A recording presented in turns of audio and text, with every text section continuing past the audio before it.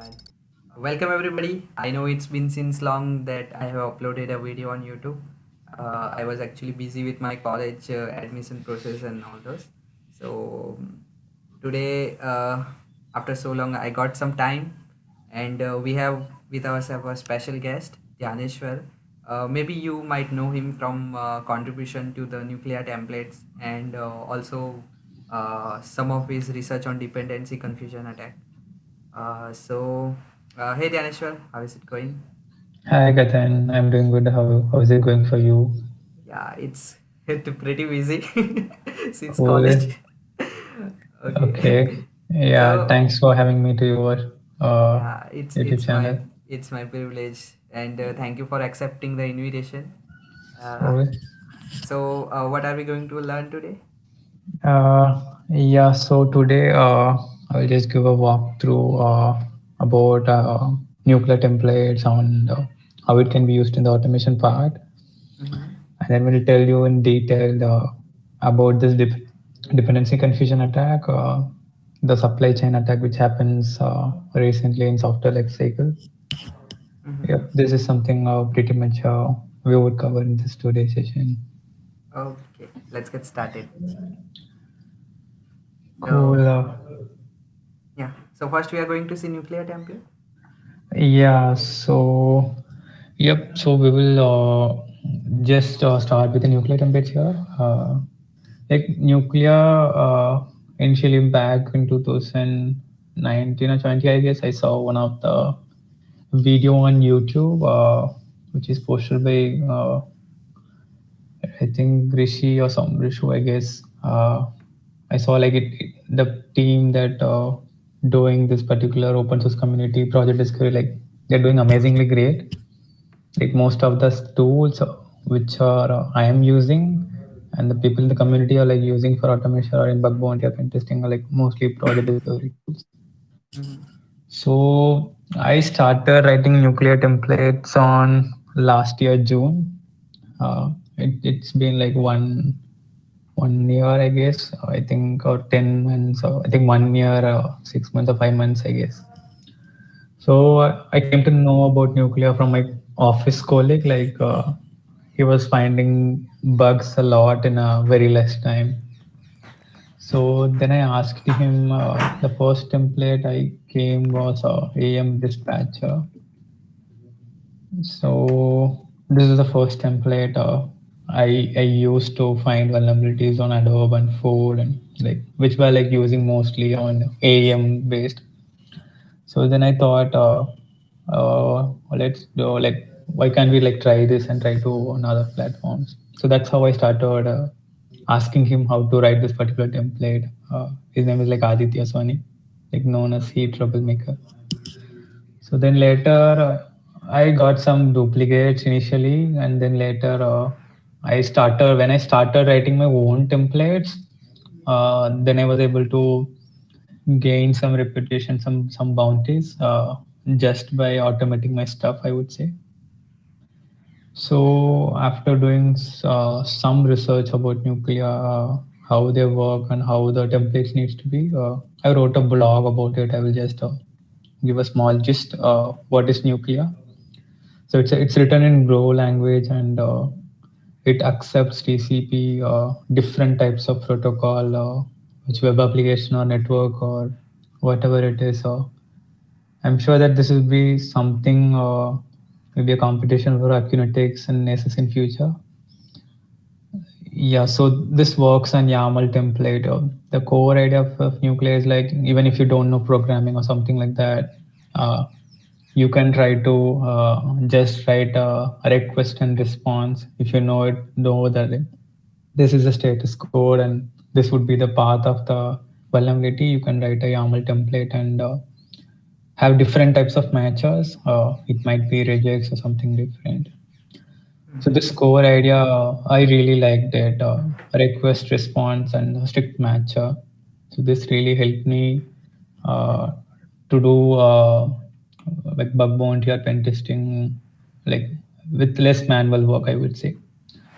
So here you can see like there is this particular Docker vulnerability. something like I know this particular path, if it is exposed, is like it's a misconfigured Docker instance. And the common responses would be containing parent ID, container, and label. And I know that this would be a 200 status code. So then I wrote a YAML template. It is a GET request. I know that. And what is a matcher? Whether it is a word or a regex or something different, I wrote it. The status code. So when this is done, you can run it across all different targets. Like you can take it from Shodan or Fofa, Spice or something like this. So once you supply the URL, it is very easy to, it is very handy for pen tester and bug bounty hunters to detect vulnerability.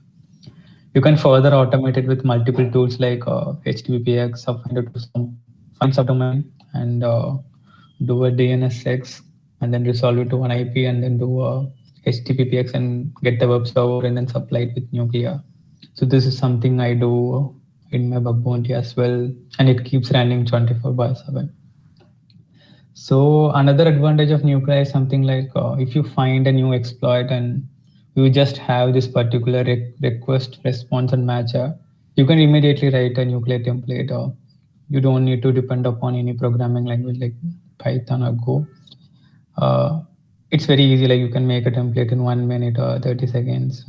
So the core concept and idea behind Nuclei templates really inspired me. So I started to see where can I find vulnerabilities. So this is some basic questions a lot of people ask. So you can go to Google Doc and try to see like use Google Docs to find this particular Google Doc and try to see what vulnerability it is, whether it is a login portal or something like this. Okay, And then like so you can. you try to find some Google Docs, means some particular, when you get an interesting path, you make a Mhm. nuclear template for it. Correct, exactly. Sometimes, like not only on Google Docs, let's go to exploits. Let me type a keyword called SSRF. Okay. So it would show there are like multiple different SSRF, like blind or something.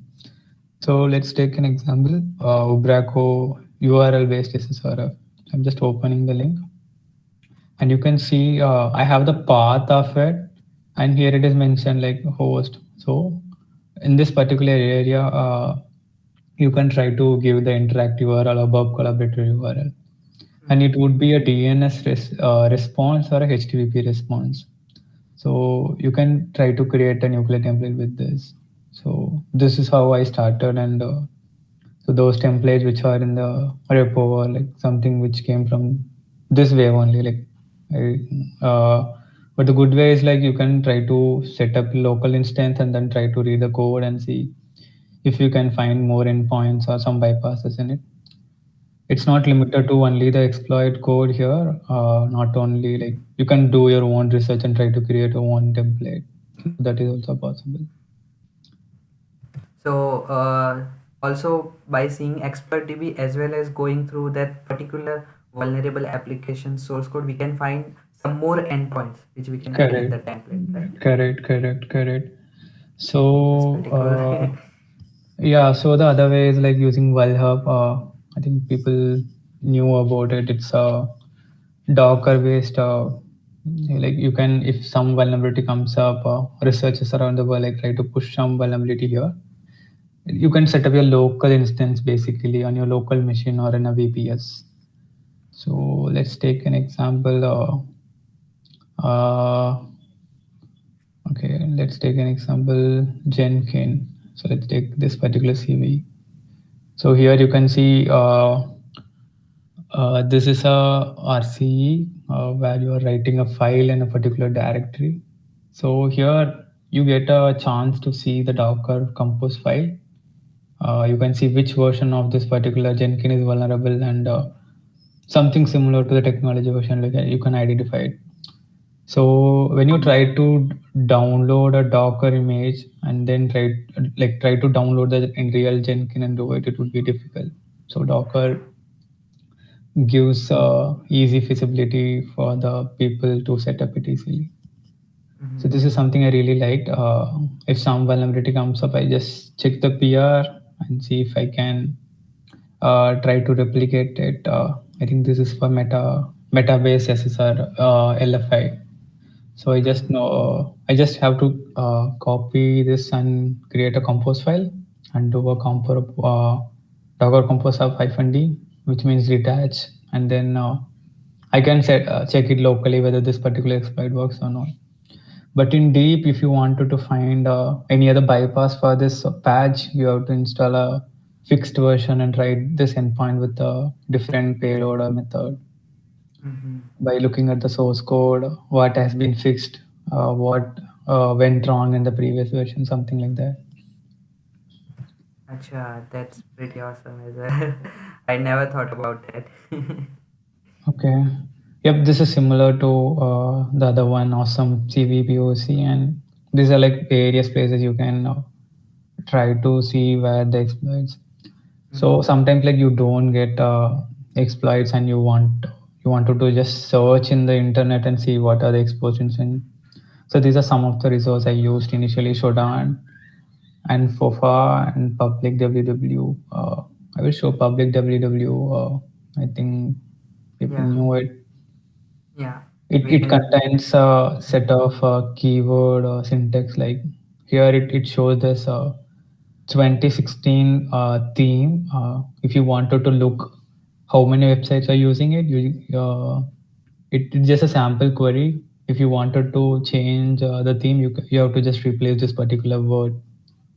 You can Mm-hmm. put any other WordPress theme that you think like the exploit came.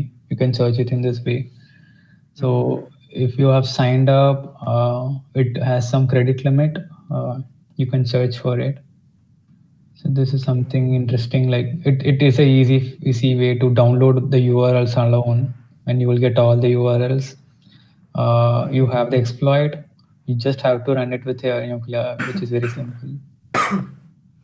Because in Shodan, you don't get the option to download sometime, and there would be a credit limit. But here it's something different. Yep. This is something about Nuclea. It supports out of band where you can. They have their own server which is called Interact SH. Mm-hmm. It is helps in like it's a replacement for Bug Collaborator, I would say. It itself generates a unique token while running for out of band scans, which is really cool. And file records is something I started using recently while doing source code review.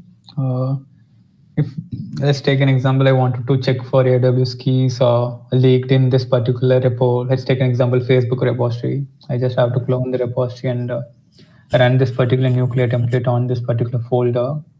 It would show me that this key has been leaked at this particular file.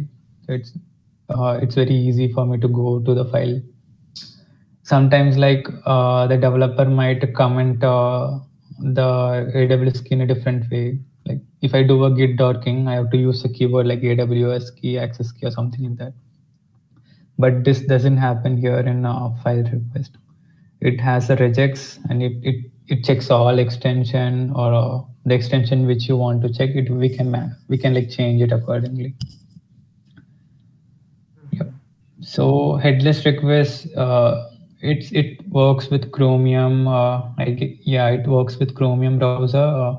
Once I think the first time when you try to run a headless template, it will download a Chromium browser, and then it will show how the it is an automatic process. I would say if you have a default credential, it will itself hit the endpoint first, and then put the credential there, and then try to log in into it. So when I'm like going to some client side or I'm showing this to some, I wanted to show a exploit like authentication bypass or something like that.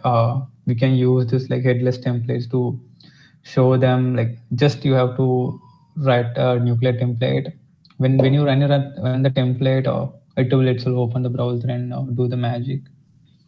So this is something really interesting, which helped me in some of the proof of concept reading video sessions with the clients. So Mm-hmm. this is really cool.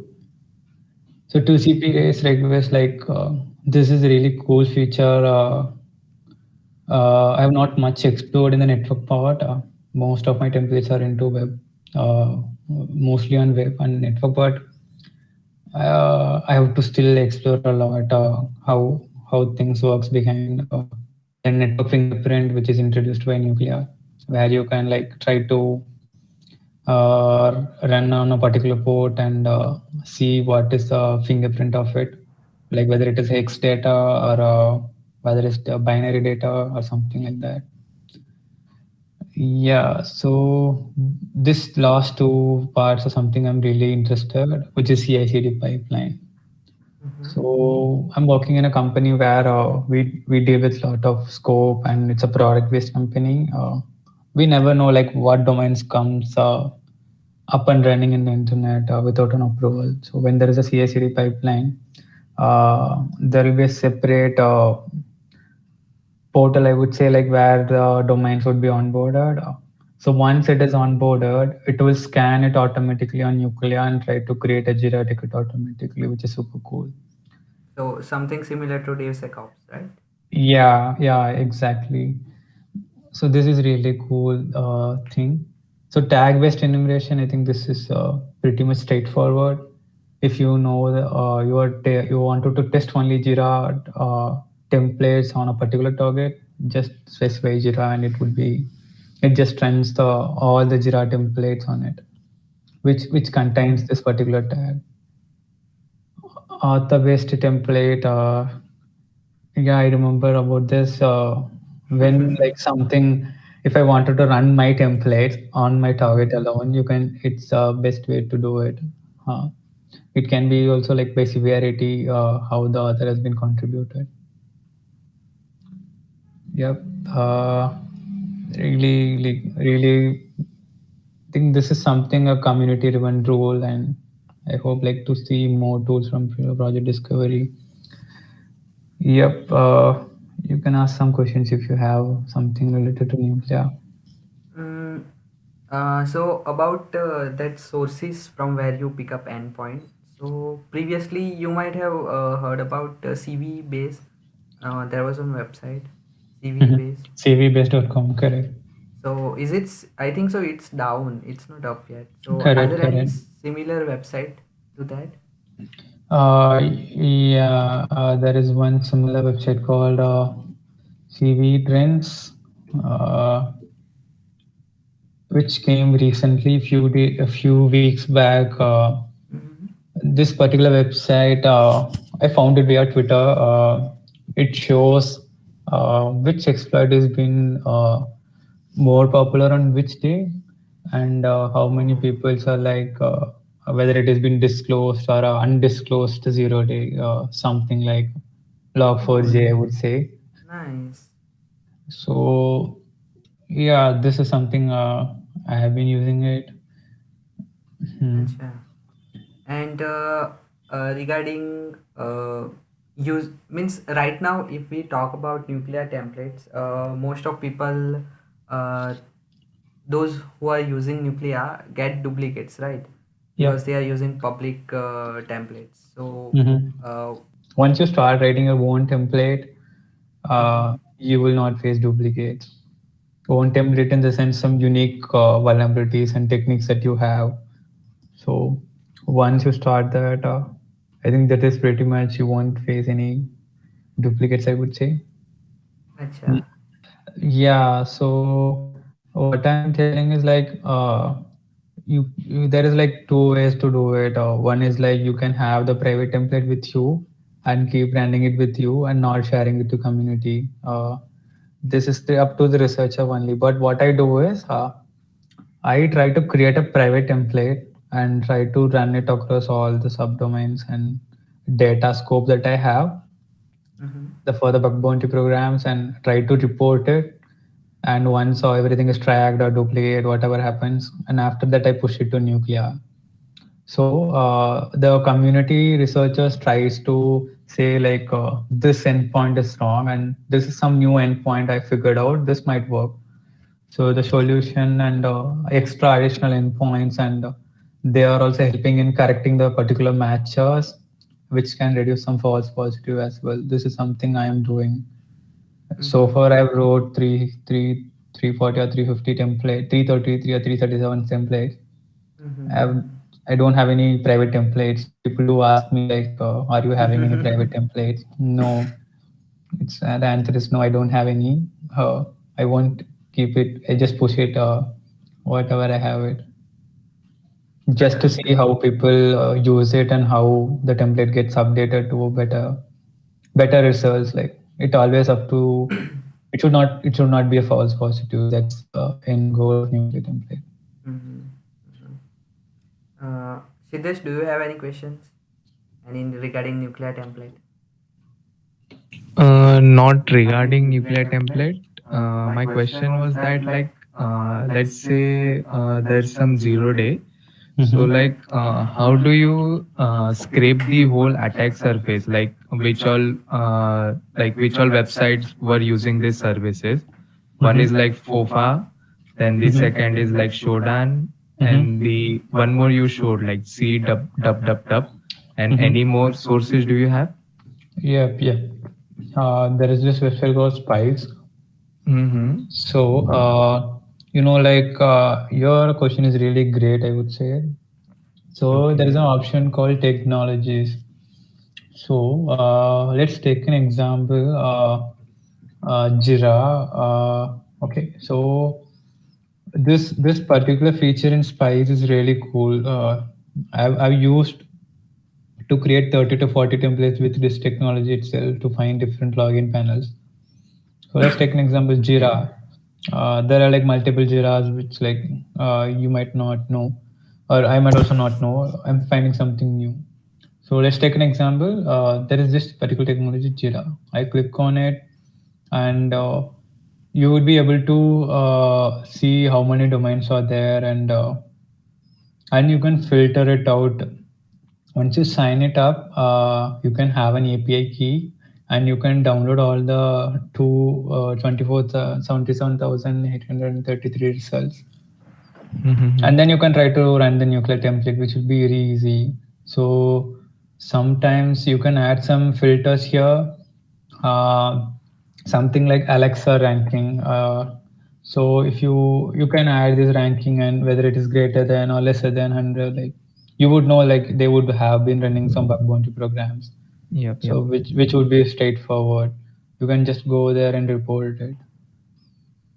Right, right, right.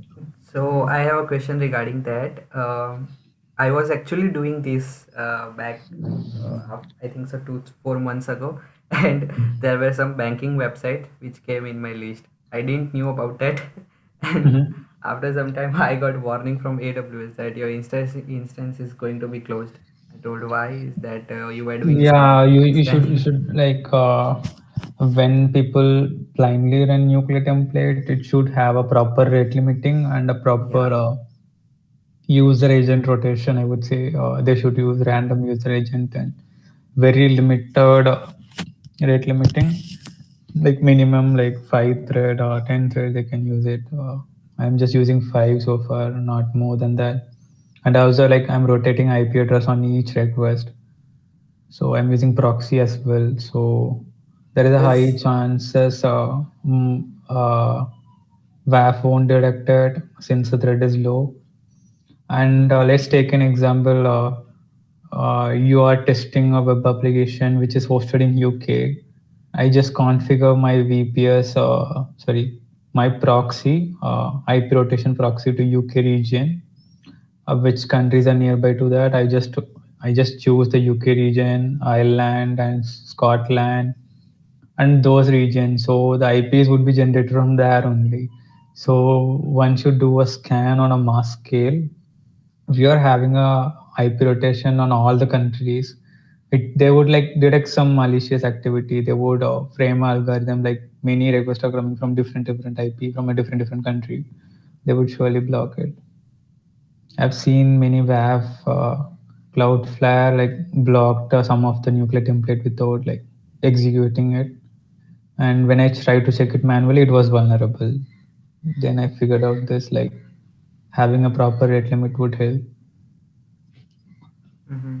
So, which method or tool do you use for rotating IP? Okay, so I mentioned this on one of my blog called I was able to book your Instagram to FA. So there is this particular blog wrote by my friend Lokesh Kumar, how to rotate IP request on each on Bob suit. Okay, Here in it's Bubsuit, same. It's not uh, same. mhm, It's the Bright Data previous name was called as Illuminati proxy. mhm, Here it is now changed to Bright Data. Here they have a proxy tab. This is the okay, admin URL. Like you just have to put hyphen hyphen proxy and then mention the particular proxy so that it would go from go first. It would get the proxy and then change the IP address and then send it to the website that you are trying to access it. okay. So, Nuclear has an option for proxy, so we are just Correct, replacing correct. that. Yeah, yeah. You can use Tor proxy as well. There are like multiple proxies which are like openly available. Okay, Yep. that's pretty cool. And you told that keeping thread to 5 for rate limiting. Mhm. So, that would be slow, right? Means it will be checking 5 templates per request or second. Yeah, like let's take an example. We are doing asset monitoring. In that case, I think 5 or 10 would be fine. I Mm-hmm. think using list thread would be fine. I guess using when you use more than 20, it's going to be missing some results. Mm-hmm. I think by default it's 20. I guess in nuclear. Do you use an Nuclea or in CNAC programs? Mm, I think no, I have not used so far. Mm-hmm. But I think I've once I find a particular vulnerability, if I wanted to check on other subdomains, I've used nuclear. Okay, so on CNAC we have to like when we switch the what we say program Mhm. uh, means to test other program Mhm, we need mhm. to switch, right? Correct, So correct. how do you automate? Have you automated that or No, no, no, I have not done some automation on Synag. Yep. okay, that's awesome. And do you have any template for dependency confusion? No, so far, but I think there is this particular template called package.json which you can use it to find because package.json Mm-hmm. will it like by default contains a dependency package name in it, so you can use this to get it's from a web application point of view, but when you consider it as from a GitHub point of view, you just have to put the proper keyword here and you would really surely get some good results. Mm-hmm. Uh, Also, there was one template, I guess, for request smuggling, right? Mhm. So, have you checked it out? So I checked it out. I think it's for only Portugal Labs, I guess, which is from Nuclear. Actually, I So read a blog, I guess, where the researcher made this template for Nuclear and scanned lots of bug bounty program, I guess. okay, I think So, smuggling part, I have not much explored on it. I think it's yeah, something because that I should was be. gonna ask that how does that work? Because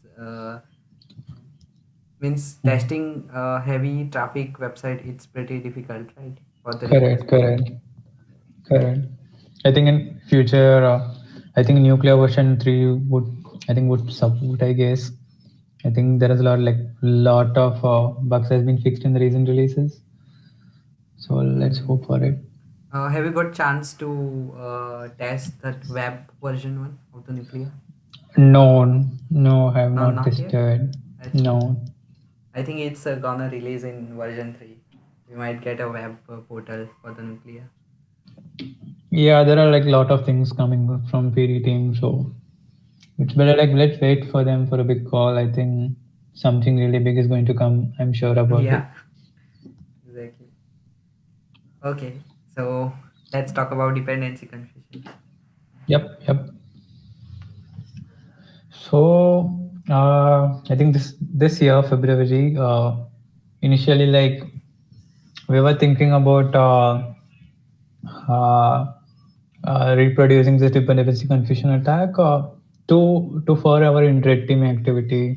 I was doing some red team activity and like we thought let's try something different attack vector and thought of like trying to explore it, but we don't know what to do exactly actually. So I think I can show you something. I guess web archive. This is some OSINT we did some time back when dependency confusion was there.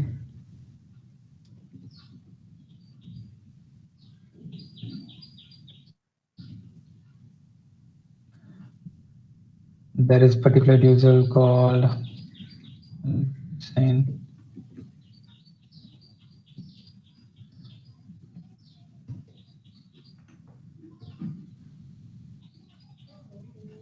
Yeah, so you might know who like initially researched it. This is Alex Brisbane's account actually.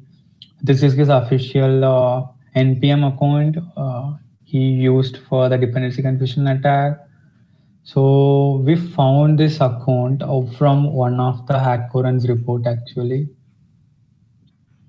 We were like looking into one of the report called ELP's dependency confusion attack. It when it came public 10 months back, which means February. I'm sure it came on February, I guess. The public resource. Yeah. So when this particular report came, I was reading 10 to 20, like 5 times this report to figure out a way where this code is being went, because there is no public code came how to reproduce the vulnerability. And the original author also like just mentioned like we found it here there, and that it's like really good research, I would say. Like really good. Alex did a really good great research for around like 10 some months, and then like try to exploit in a wild mass area. So there was one conversation between the Yelp staff and the researcher. They were like saying, could you please move this particular package or hand over the package? Yeah, this is this guy called Dolps. He's a Yelp staff, like you can see from here, right? And we like he was asking, you climbed on. We know that you climbed on NPS. Could you let us know how you identify those packages? I'm aware on reference or something like that. And here it is mentioned, I can even transfer ownership of this package if you would like. Thanks, I will take up your offer. So then we went to Dolp's repository, and we saw the code still up there and running there actually. So I will show you what happened exactly. I'm just putting this Alex Brisbane's uh, web archive. Let's go to day 10, and this report has also came at day 10, I guess. See, Feb 10. There was a particular snapshot has been stored, and literally like we were shocked when we saw it. These many packages were being exploited. Literally, Atlassian, LSET config, Tesla, Past, many Bitcoin, Microsoft packages, Slack desktop packages. Like we tried. So the next step is to Google actually how to download NPM package. download a npm package without installing, Oh. because if I install it, I would end up being compromised to this particular thing. Oh, yeah. Then I found it out. Npm pack and the package name would download the file, and then I have to just unzip it and see the two files, which is index.js and package.js. So once the code has been transferred to Depot, the malicious code used during the engagement of help to like do a remote code execution using npm. We got this files and we stored it in before it get it deleting. I just took a gist of it, like gist.github.com, where you can share code and keep it. So I took a gist of it, and then I tried to use it later. And after February, it came March, and I was not sure how to push the package initially. Then there was one video on YouTube. It's by Simplified Hacking, I guess. His name was Simplified Hacking. Yes.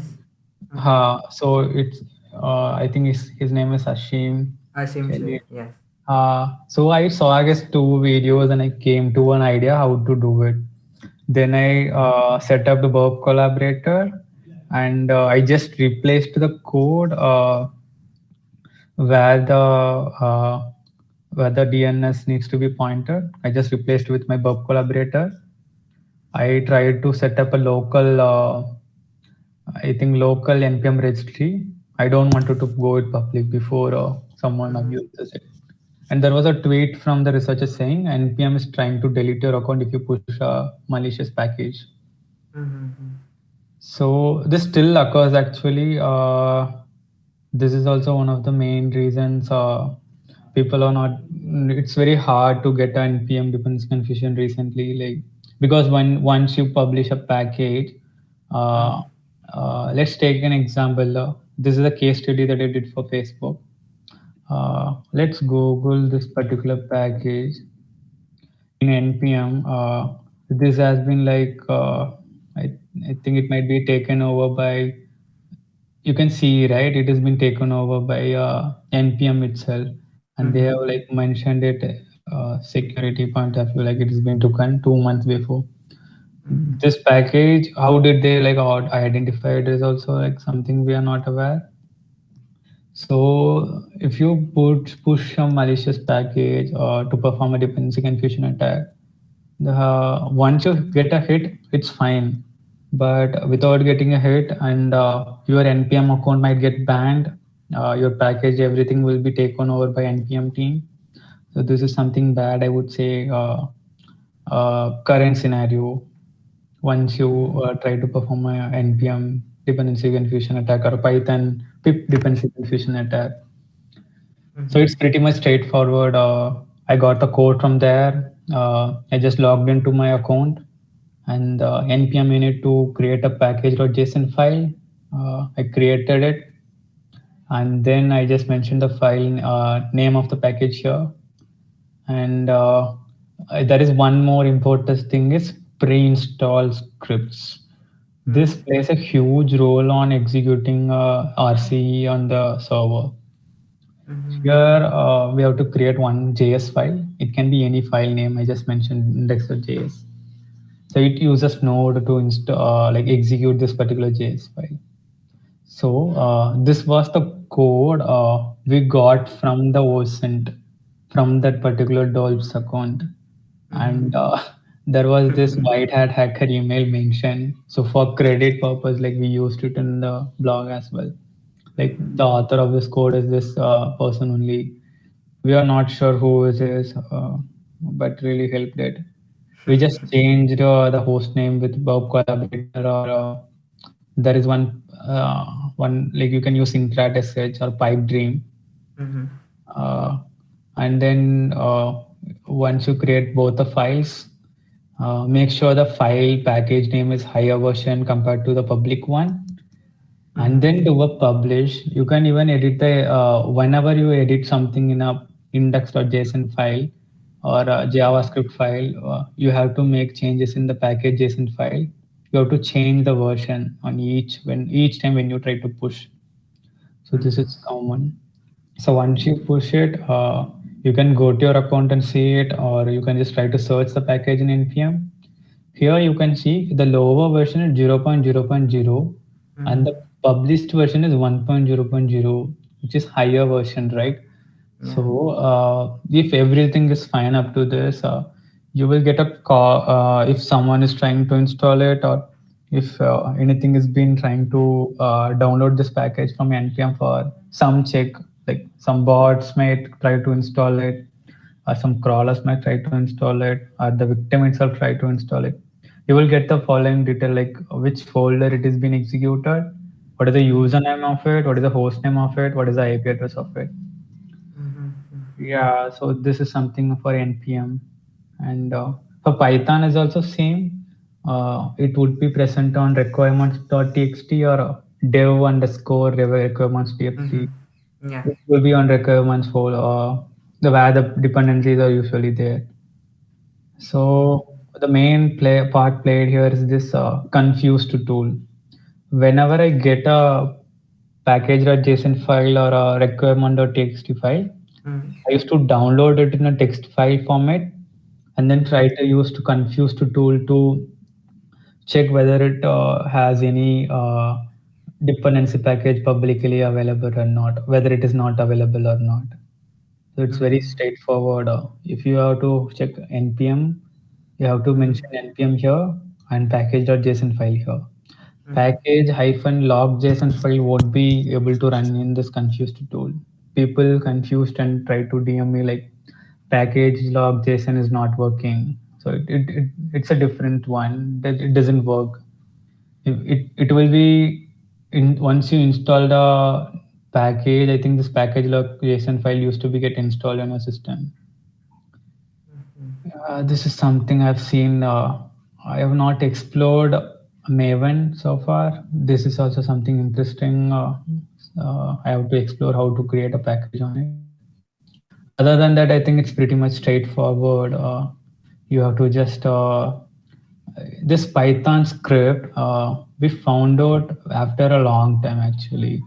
Uh, the only thing you have to do is just Google it and search it on GitHub using proper keyword. We just searched for Python dependency confusion and we got this particular result. This is very simple compared to npm.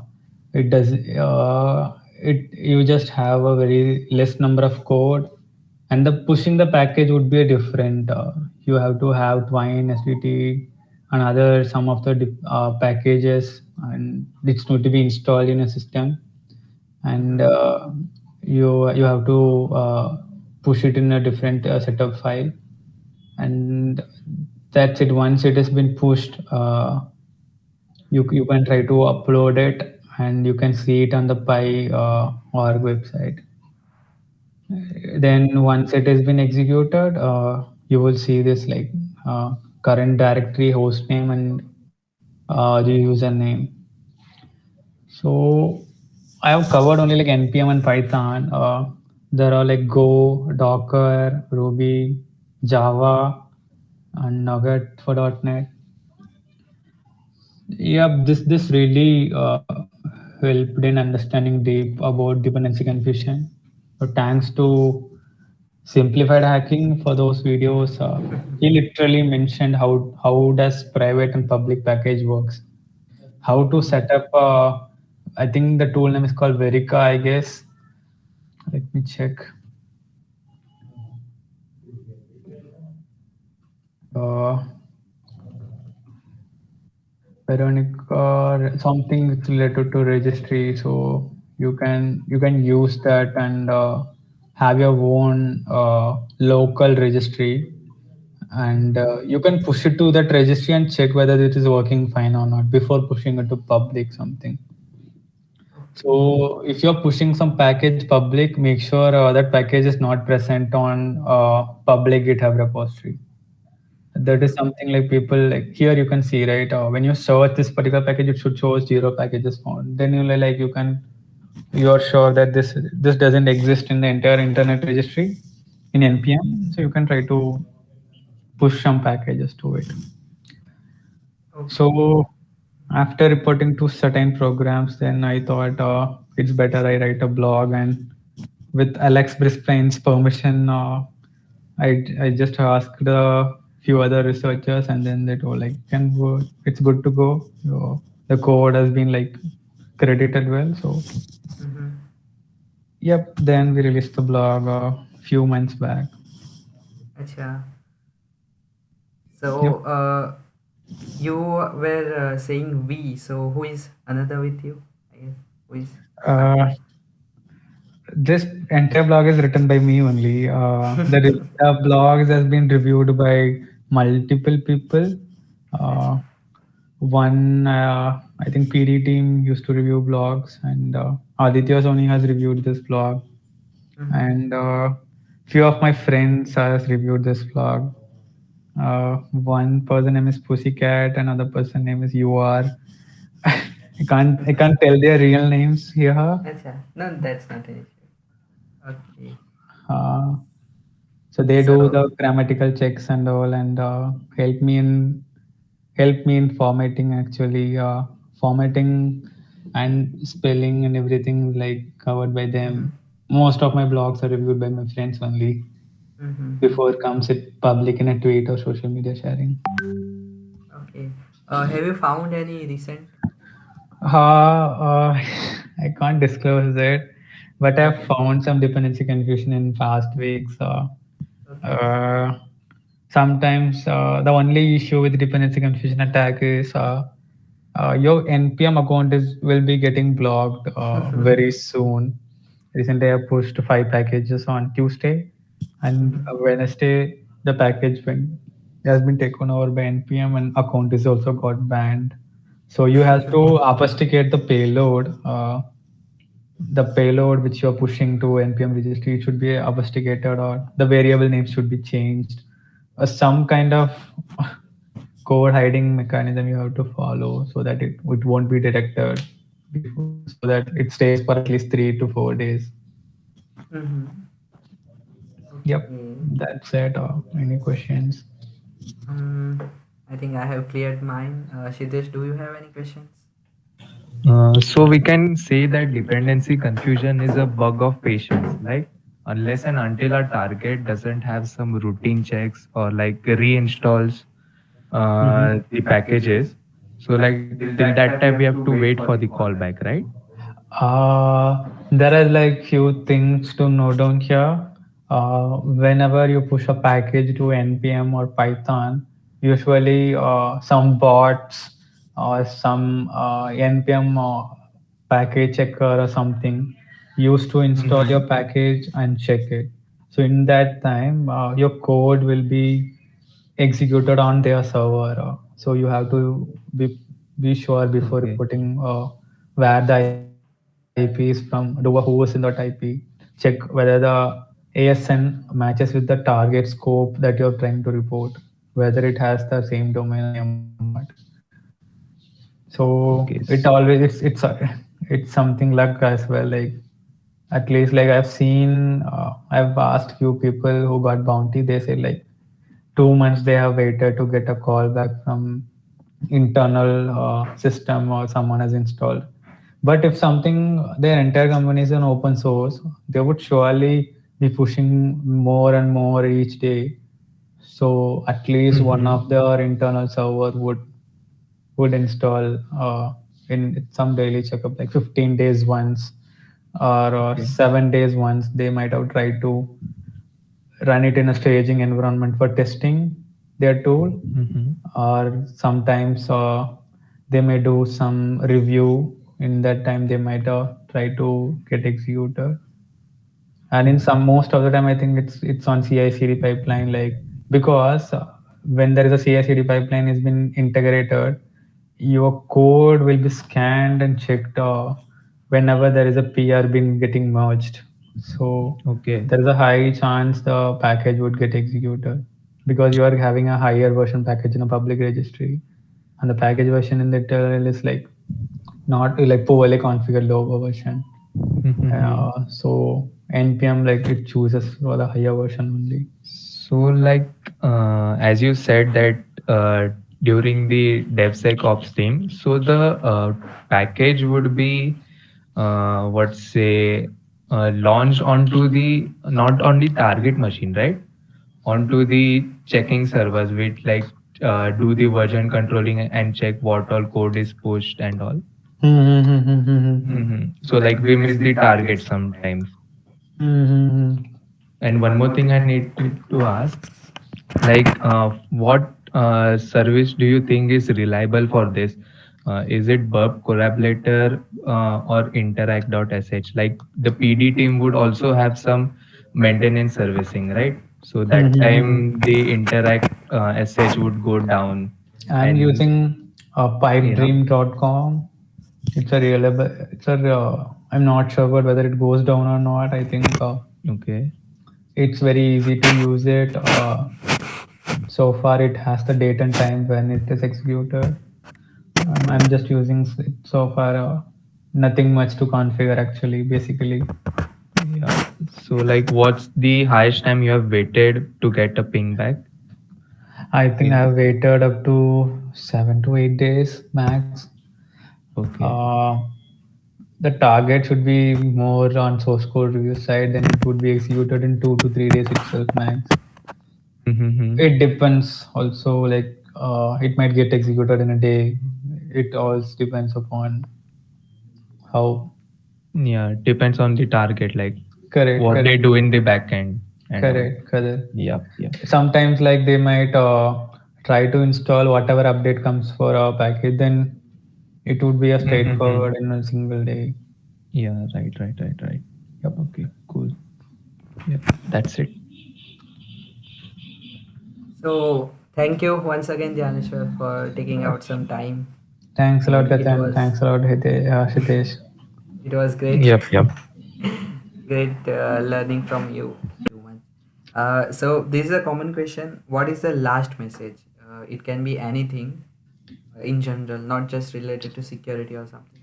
Just a general Okay. question. Yeah. So recently, like I would say, like people who are doing bug bounty and day job, people might face some burnout, something like a demotivation. I would say I have faced a lot.